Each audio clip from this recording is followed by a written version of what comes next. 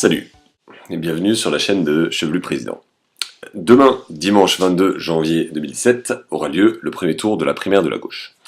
Vu qu'en ce moment je m'intéresse pas mal à la politique et je trouve que c'est important de s'y intéresser, je me suis posé la question qui votait lors de cette primaire. Sauf que là, je suis tombé sur un problème qui m'arrive assez souvent lors des élections.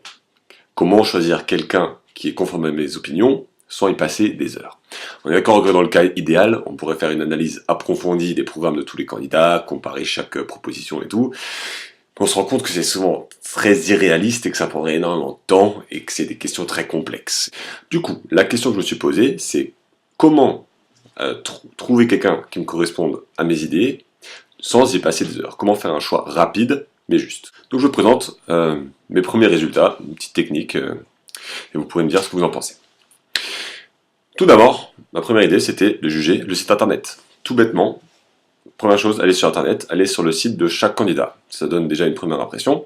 Ça peut être un peu bête, mais par exemple, j'ai tapé Pinel, j'ai même pas trouvé son site internet de campagne, Pinel 2017, donc c'est une candidate à la primaire de la gauche. Si elle n'est même pas capable de faire un site internet où elle explique clairement ses positions pour la primaire, je vois mal comment elle pourrait communiquer par rapport à son programme en tant que présidente. Donc en fait, le site internet, c'est pour moi un premier moyen de juger si le candidat est capable de bien faire passer ses idées, de communiquer efficacement avec le citoyen.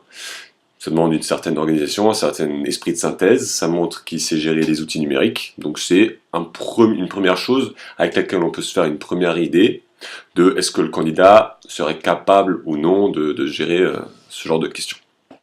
Mon deuxième point pour choisir, c'est de se concentrer sur un point du programme qui nous paraît essentiel et de comparer entre les candidats. Parce que si on prend chaque point, ça devient impossible. Donc on se concentre sur ce qui nous paraît le plus important. On se concentre, par exemple, si votre thème principal c'est la sécurité, vous allez comparer les propositions concernant la sécurité pour chaque candidat. Si votre thème principal c'est l'éducation, vous allez comparer pour l'éducation. Moi par exemple, je trouve que c'est très important que les citoyens participent à la vie politique. Pour l'instant, ils sont complètement séparés des politiques. Donc moi, ce que j'ai regardé, c'est la rubrique démocratie, ce qui prévoit de changer par rapport aux institutions et comment mieux impliquer les citoyens dans la politique. Et quand on se concentre juste sur une proposition, ça va, on peut quand même, sans y passer des heures, comparer ce que chaque candidat propose. Il y en a qui sont pour vraiment plus d'implication citoyenne, il y en a qui sont pas totalement avancés, il y en a qui détaillent moins. Et donc voilà, en se basant sur ça, on peut faire une comparaison donc, entre les candidats, donc qui correspond quand même à nos choix, aux choix qui nous paraissent plus importants parmi tout le programme. Et je trouve que c'est important de faire ce choix sur le programme, parce qu'en se basant sur le programme, on peut vraiment relancer le débat entre citoyens sur comment faire de la politique, comment organiser notre société. Une troisième possibilité pour orienter son choix, c'est de se baser sur le projet global proposé.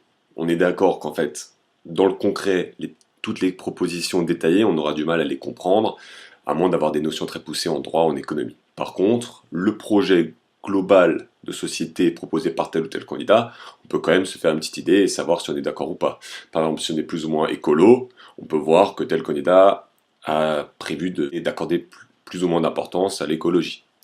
Ou dans le cadre d'une élection en général, on peut décider d'avoir plutôt des idées protectionnistes, d'être plutôt libéral d'un point de vue économique ou non, d'être plutôt social. Donc ça permet quand même de s'orienter dans les idées générales d'un projet proposé par un candidat sans regarder les propositions détaillées forcément. Dernier point, je voulais parler de l'intuition, puisqu'en général, si on n'a pas vraiment le temps de comparer les programmes, moi en tout cas j'avais tendance à faire mon choix par une intuition, sur un feeling que j'avais d'une personne. Ça peut être une méthode pas mal, mais je sais pas si c'est la meilleure en termes de politique, puisque si on vote pour quelqu'un sur le feeling, ça peut juste être qu'il est très fort en rhétorique, qui présente bien, qu'il a un certain charisme. Est-ce que ça veut dire qu'on est d'accord avec ses idées ou pas? C'est pas du tout la même chose pour moi. Et moi, je pense que pour faire évoluer le débat, justement, il faut arrêter de voter pour une personne, il faut plutôt voter pour les idées. Et je trouve qu'en France, en général, on a tendance vraiment à voter pour la personne plutôt que pour le programme. Donc je pense que se baser sur l'intuition, c'est pas trop la bonne méthode. Pour résumer, moi, ce que je propose, pour faire un choix plutôt rapide, économique et qui nous correspond quand même, juger, premièrement, le site internet, comment il communique, juger sur le point qui nous paraît le plus important à nous, comparer chaque candidat, et puis bien sûr regarder un peu la ligne globale du projet proposé. Comme ça, on n'y passe pas des heures, mais on a quand même au moins un avis sur un point bien détaillé, et on peut quand même voter en connaissance de cause. Voilà, c'est la première fois que je m'étais posé un peu cette question de comment faire un choix tellement complexe sans y passer des heures.